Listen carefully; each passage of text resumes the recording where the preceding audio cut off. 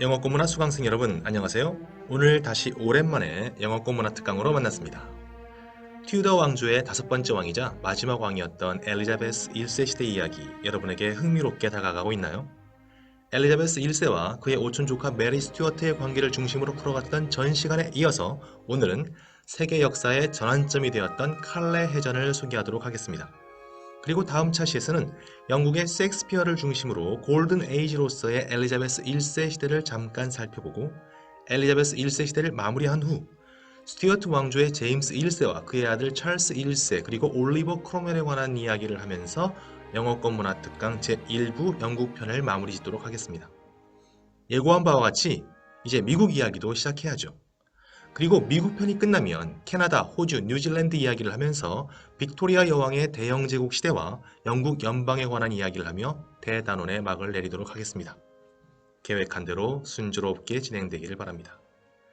자, 그러면 지금부터 영어권 문화의 성장과 발전 챕터 3 or part 3 The Age of Elizabeth I 두 번째 이야기 The Naval Battle of Calais 시작하도록 하겠습니다.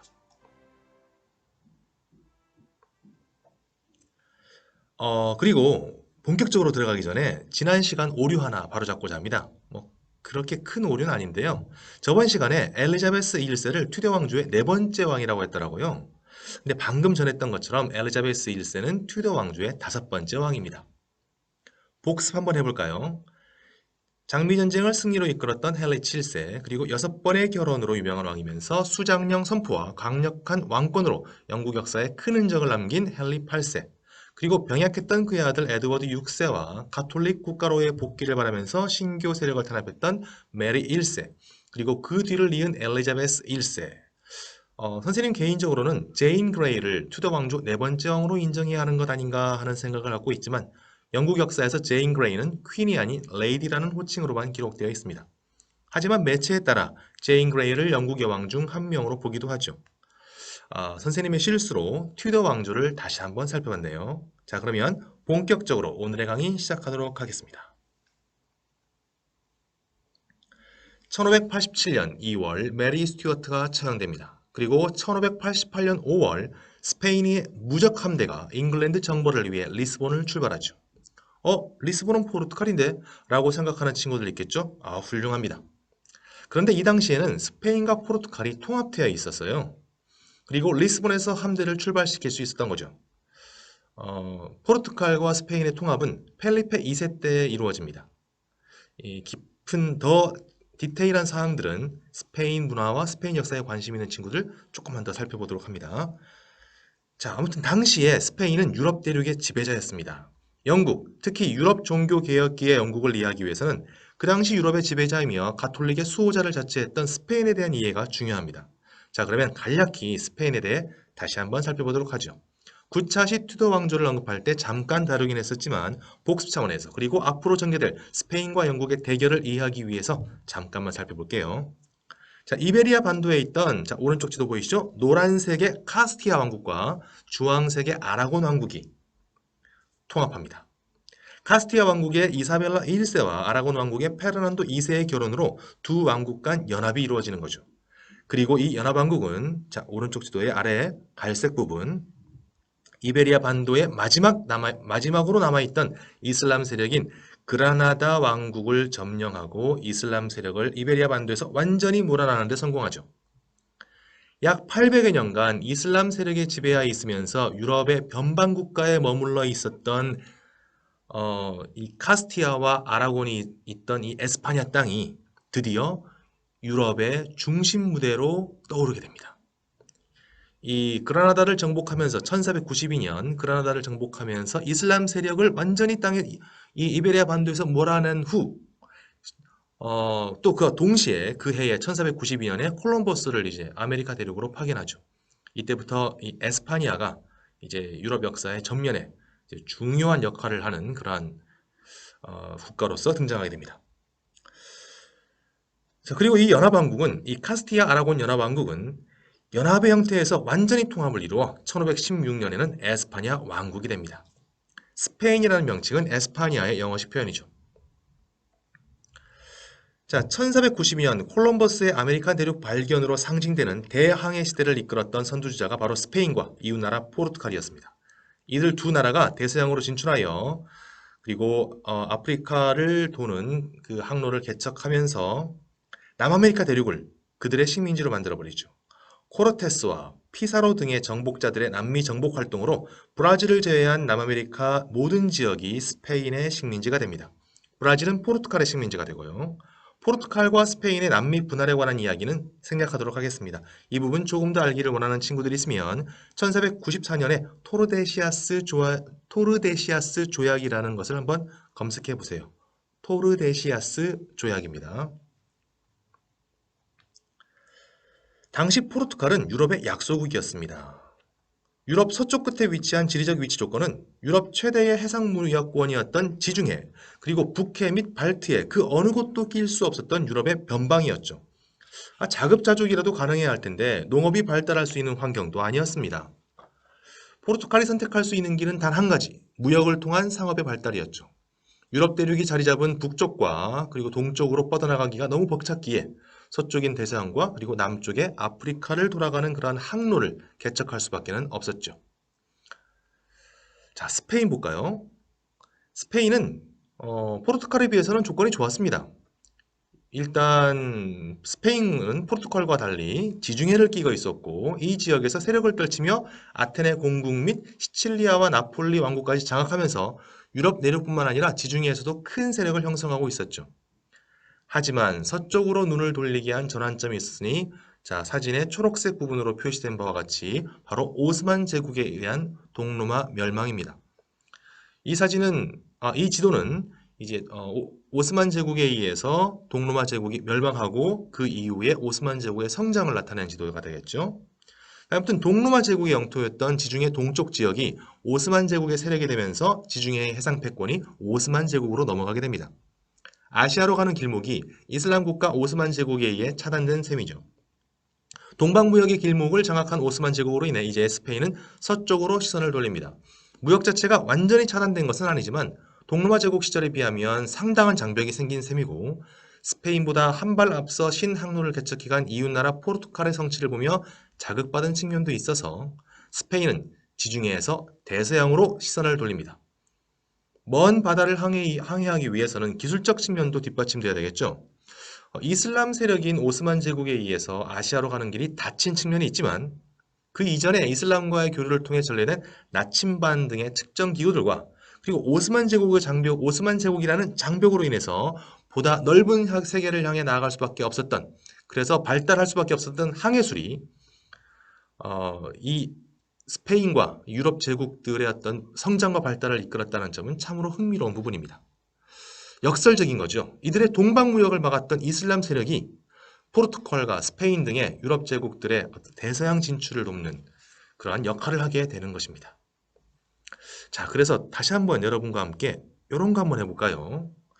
참으로 쓸데없는 역사의 가정입니다. 역사의 가정은 무의미한 시다라고 얘기하는데 한번 역사를 가정해보면서 전후 관계를 살펴보는 것도 여러분의 어떤 역사 인식에 있어서 굉장히 도움이 될 것 같아요. 자, 아무튼 역사의 가정을 한번 해볼까요?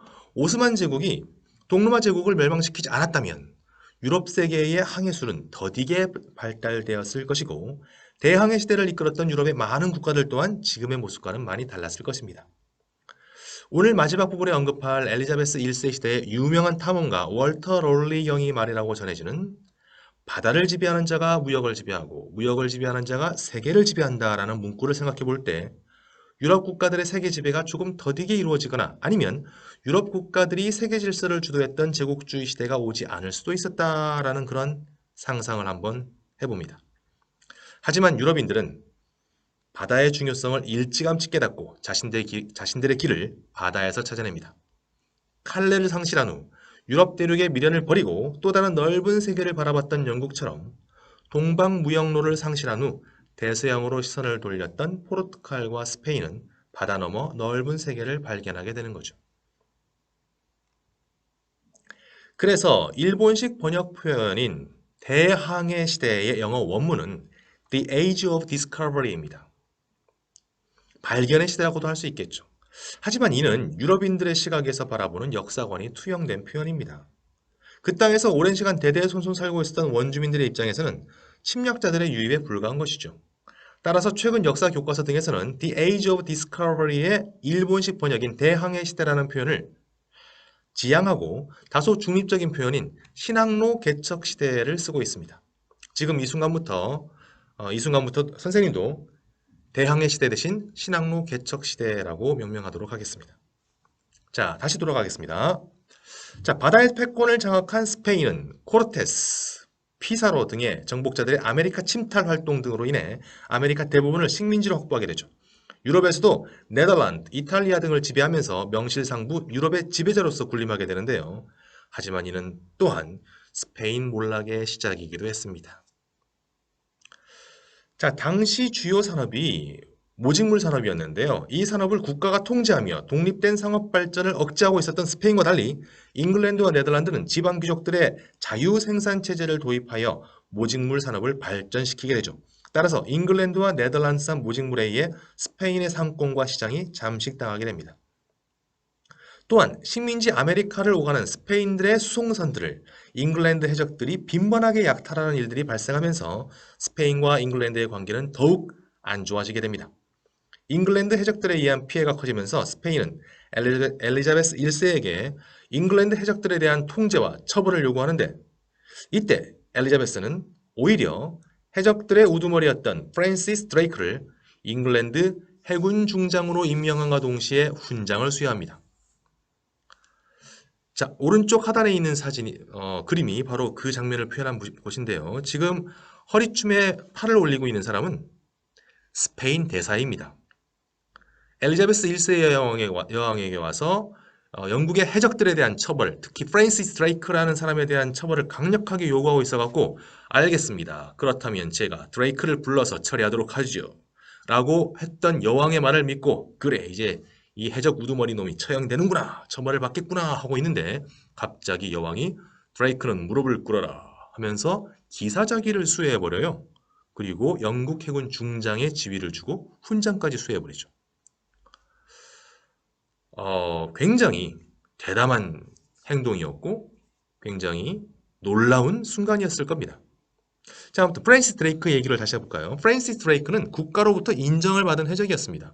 국가로부터 타국의 선박을 납포하여 노락질을 할 수 있는 허가를 받은 선박을 자, 사략선이라고 하는데요. 하얀색으로 표시해놨죠? 하얀색 색깔의 단어 사략선. 이 사략선 선원들은 사실상 국가가 고용한 용병에 가까웠습니다. 그리고 프랜시스 드레이크는 사략선단을 이끌었던 대표적인 인물이었죠. 프랜시스 드레이크라는 이름은 엘리자베스 대와 함께 꼭 기억해줘야 합니다. 프랜시스 드레이크가 이끌었던 사략선이 약탈한 재화들 중, 이 금은 보화들 중 상당한 양이 엘리자베스 여왕에게 바쳐지면서 잉글랜드의 국가재정을 튼튼히 하는데 크게 기여합니다. 그리고 이 약탈한 재화의 대부분은 스페인의 것이었죠. 스페인도 아메리카에서 약탈한 것이니 스페인의 상황이 그리 안타깝지는 않지만 스페인의 입장으로서는 정말 분통 터질 일이겠죠? 특히 스페인 왕이었던 펠리페 2세로서는 잉글랜드는 정말 리가 갈리는 상대였을 겁니다. 그리고 무엇보다 스페인을 분노케 한 계기가 있었으니 그것은 바로 잉글랜드의 네덜란드 독립운동 지원입니다. 당시 네덜란드를 지배하고 있던 스페인의 과도한 세금과 종교 탄압 등의 이유로 스페인은 카톨릭이고 네덜란드는 이제 신교를 많이 믿었죠.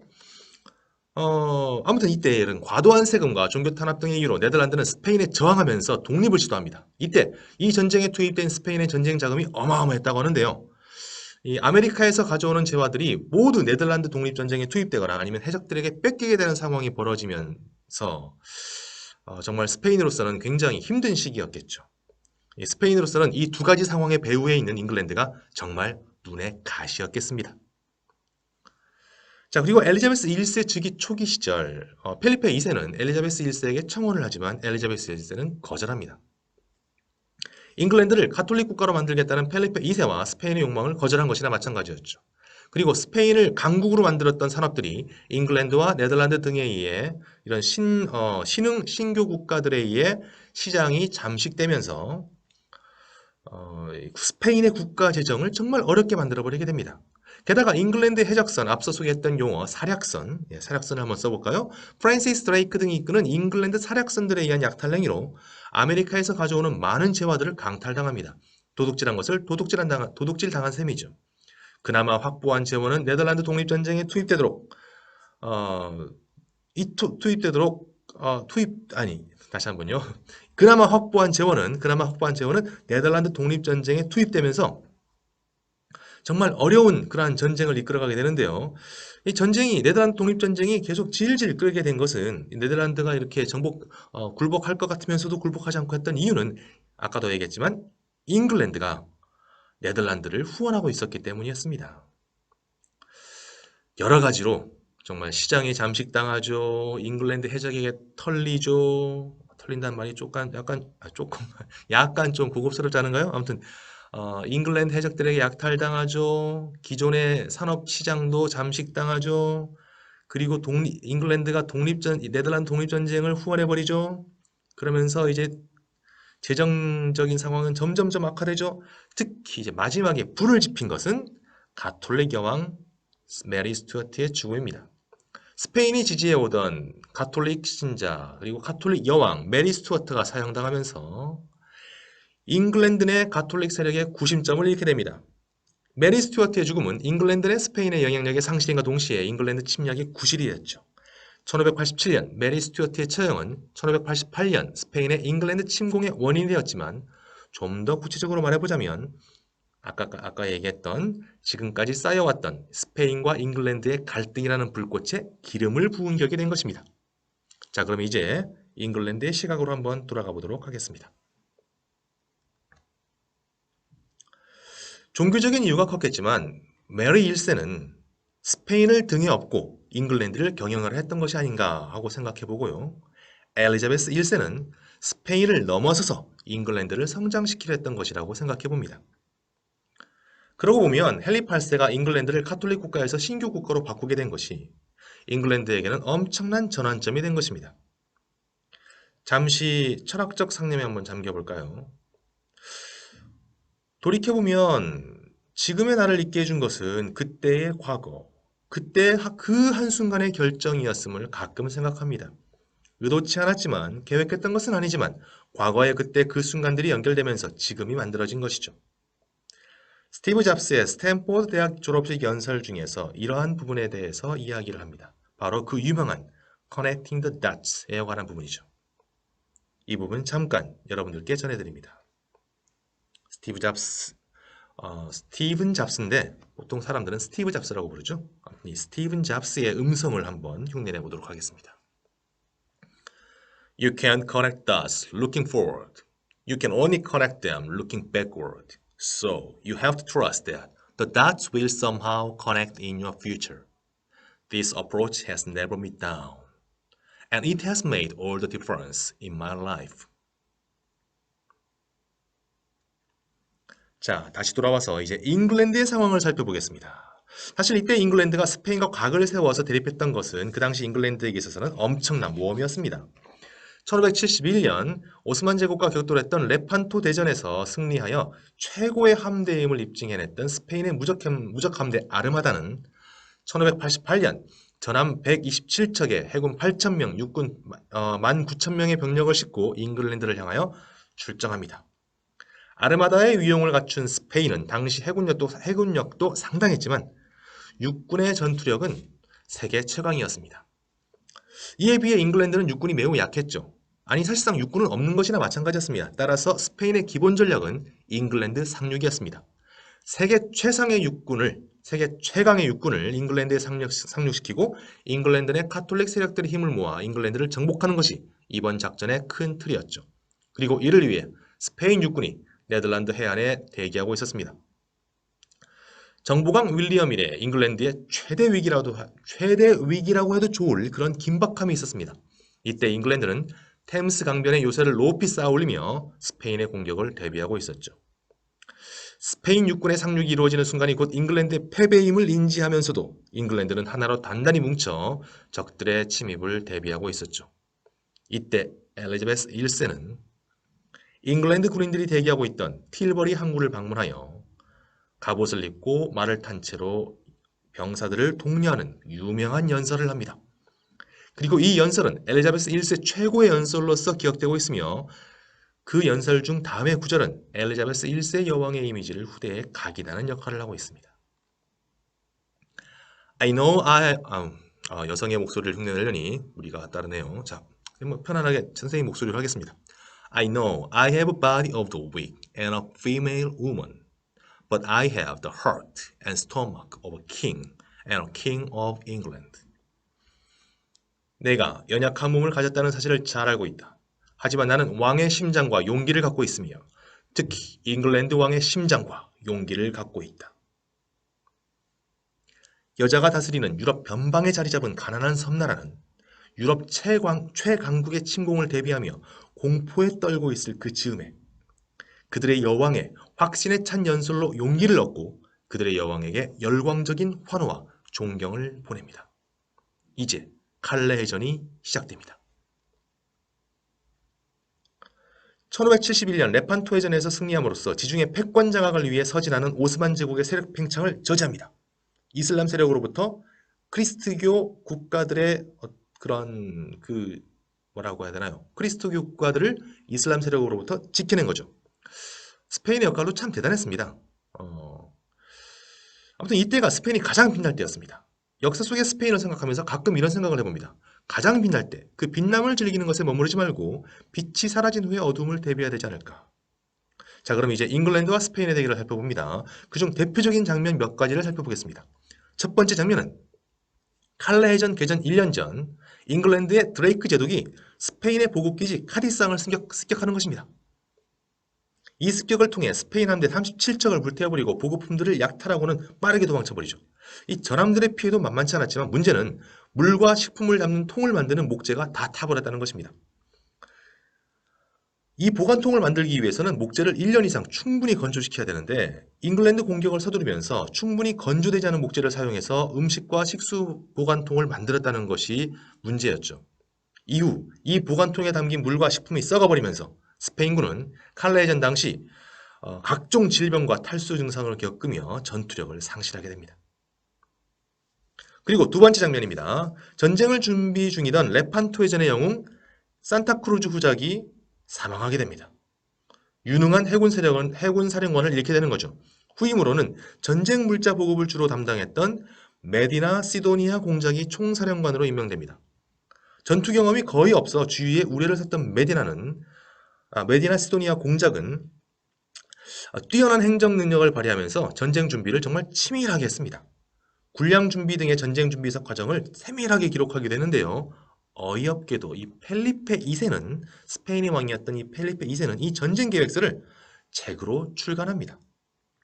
우리가 이렇게 준비했다라는 과시용이었는지 그 의도는 알 수 없으나 전쟁 전 그 준비 상황을 적인 잉글랜드에게도 세세하게 알리는 꼴이 되어버렸던 거예요.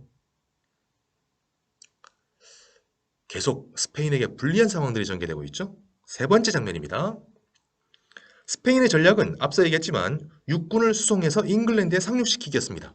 해상에서 승부를 보는 것이 아니었어요.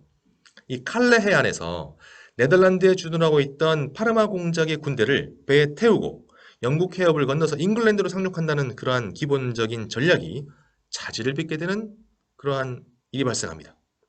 파르마 공작이 출발 준비가 파르마 공작 한번 볼까요? 파르마 공작이 출발 준비가 덜 되었다며 일주일이나 지체하는 전혀 예상치 못한 변수가 생겨버린 것이죠. 일설에는 파르마 공작이 이번 작전의 성공을 확신하지 못해서 작전 참여를 꺼렸다라는 설이 있지만은 또 하나의 설은 그 당시 네덜란드의 함선들이 이 파르마 공작이 이끄는 육군을 그 스페인 함대로 이동하는 것을 막았다라는 그러한 설이 있습니다. 두 가지 다 맞지 않을까라고 생각해 봅니다. 아무튼 이 수송 작전은 실패합니다. 자, 이제 마지막으로 네 번째 장면 보도록 하겠습니다. 잉글랜드의 부사령관인 프랜시스 드레이크는 칼레 해안의 스페인의 대함대에 대해 화공, 즉 불의한 공격을 감행하기로 결정합니다. 그런데 이는 스페인이 전혀 예상치 못한 그런 건 아니었어요. 전력차가 극명한 상황의 해전에서 화공을 사용하는 것은 그리 특별한 전략은 아니었거든요. 바람의 방향이 스페인 쪽으로 향할 때 화공선 8척을 출격시켰고 충분히 예견된 상황이었음에도 불구하고 스페인은 함대의 대열이 무너지면서 극심한 공황 상태를 겪게 됩니다. 출전 전 경험 많은 유능한 총사령관의 사망, 음식과 식수보관통의 오염으로 인한 갖은 질병과 탈수, 네덜란드 주둔군과의 연합작전 실패 등의 계속되는 악재로 인해 전투 전 이미 전의를 상실한 스페인군은 화공선의 공격에 대열이 무너지면서 무적 함대가 무너지게 됩니다. 무너진 대열의 함대는 잉글랜드의 무차별 대포 사격으로 또 한 번 무너지게 되고 함대의 배들은 4분 5열 흩어지게 되면서 전투는 잉글랜드의 승리로 귀결되게 됩니다.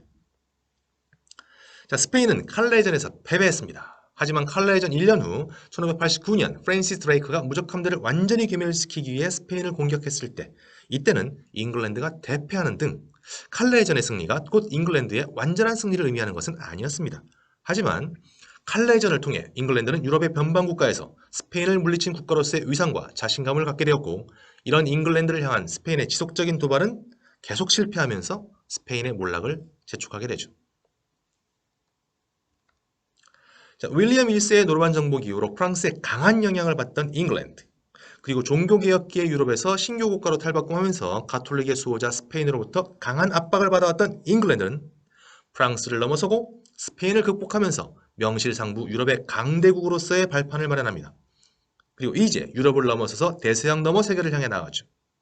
엘리자베스 1세의 총신이며 엘리자베스 시대의 프랜시스 드레이크와 함께 최고의 모험가였던 월터 롤리 영은 북미 대륙의 첫 영국 식민지를 개척하면서 이 땅을 발견한 것은 모두 처녀이신 여왕님의 은혜라며 그 일대의 땅을 버지니아라고 명명합니다.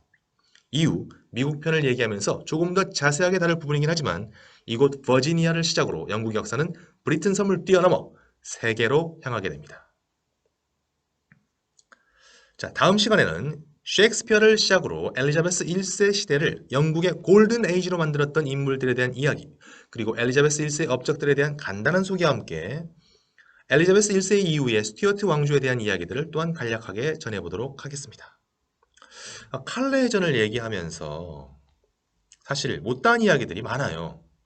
신항로 개척 시대에 대한 이야기, 그리고 이와 관련된 범선에 관한 이야기들도 굉장히 흥미로운 부분들이 많은데 칼레전 얘기만 해도 여러분과 약속한 시간을 훌쩍 뛰어넘고 말았기 때문에 아쉽지만은 이 부분에 대해서는 다음 기회를 노려보도록 하겠습니다. 아니면 여러분이 직접 조사해보면서 이 관련한 사실들을 알아보는 것도 아주 권장할 만합니다. 여러분, 오늘도 수고 많았습니다. 엘리자베스 시대 두 번째 이야기 칼레해전을 계기로 칼레해전의 준비 과정과 그리고 그 이후의 상황을 살펴보면서 이제 스페인과 영국의 관계를 통한 이제 영국의 영어권 문화의 선두주자로서의 영국의 발전 부분에 관해서 한번 살펴봤습니다. 여러분 오늘도 수고 많았습니다. See you next time.